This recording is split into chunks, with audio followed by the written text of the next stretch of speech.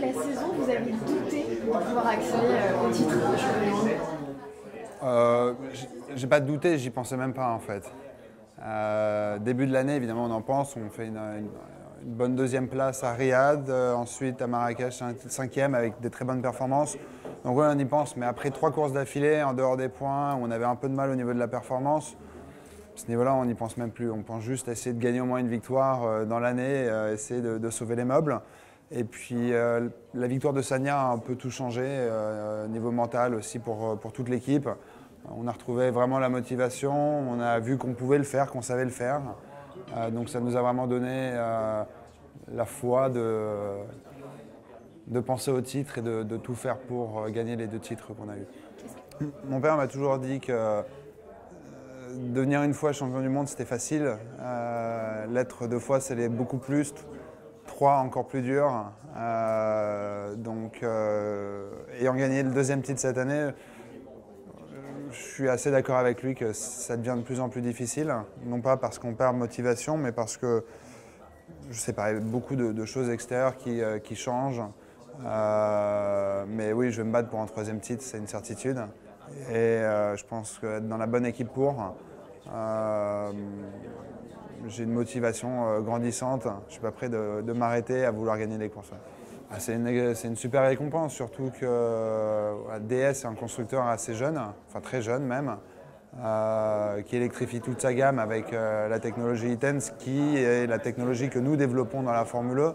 Donc le fait de battre les géants comme Audi, Nissan, Jaguar, prouve qu'on a la meilleure technologie. Donc le fait de gagner en Formule E devant tous ces constructeurs-là, c'est quelque chose d'énorme et de génial. Alors, je pense que tout le monde parle beaucoup de Porsche, de Mercedes, mais je m'en fais pas plus que ça. Je pense que voilà, c'est 2 nouvelles équipes qui vont arriver. Ça va être aussi compliqué pour eux. Et nous, on a juste besoin de se concentrer sur ce qu'on a à faire comme cette année, sans se préoccuper de ce que font les autres. Je pense que maintenant, l'équipe me connaissant et ayant connaissance aussi de l'importance du travail des 2 pilotes et de la bonne entente, je suis persuadé que si André part, je suis persuadé que j'aurai un coéquipier ultra rapide avec qui je m'entendrai très bien et avec qui on pourra pousser l'équipe en avant. Moi, enfin, personnellement, et puis pour les autres pilotes aussi, on veut écrire l'histoire dans le sport et on écrit l'histoire par un palmarès. Le palmarès, c'est des victoires, c'est des meilleurs temps en course, c'est des titres, mais c'est aussi des pole positions. Et aujourd'hui, on se fait couper les bras parce qu'on ne peut pas avoir de pole position. Enfin, quand vous êtes dans le groupe 1, je me rappelle de Santiago, j'ai fait un tour super. Je fais la pole de mon groupe avec 5 dixièmes d'avance et je me retrouve quand même 15e sur la grille de départ. Et ça, je trouve ça quand même très dommage de ne pas pouvoir gonfler notre palmarès à cause d'une réglementation qui favorise les dépassements, qui favorise un peu le fait que personne ne sait ce qui va se passer dans une course de Formule E. Je trouve ça un peu dommage.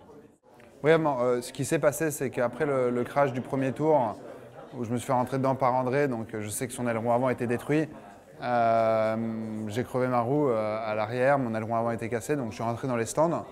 Lui n'a pas pu rentrer dans les stands parce que j'y étais, et je ressors des stands donc avec une nouvelle roue, un nouvel aileron avant, et puis quand je ressors des stands, le 2e virage, je vois André dans le mur avec l'aileron avant sous la voiture. Il avait un tour de moins aussi. J'ai demandé à l'équipe que s'il ne pouvait pas continuer, qu'il s'arrête sur la piste. D'une, parce que ça évite de mettre du carbone absolument partout, et que de 2, ça aurait ramené un safety car. Donc le propos a été un peu mal interprété. Je n'ai en aucun cas demandé à André qu'il se crache dans le mur. Il était déjà dans le mur, avec une voiture abîmée. Il était en dehors des points, où il ne pouvait pas marquer de points. Donc je me suis dit, dans un malheur, que ça peut apporter voilà, un peu de chance de l'autre côté. Et voilà, donc ils m'ont mis une journée de travail d'intérêt général pour la FIA, pour ce propos dans la radio.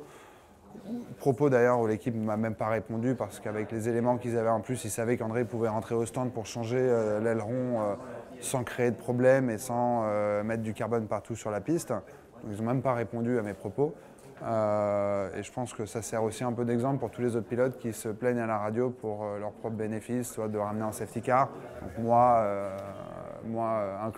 incluant moi-même, ou soit pour donner telle ou telle pénalité à un autre pilote qui coupe une chicane ou qui n'a pas laissé d'espace.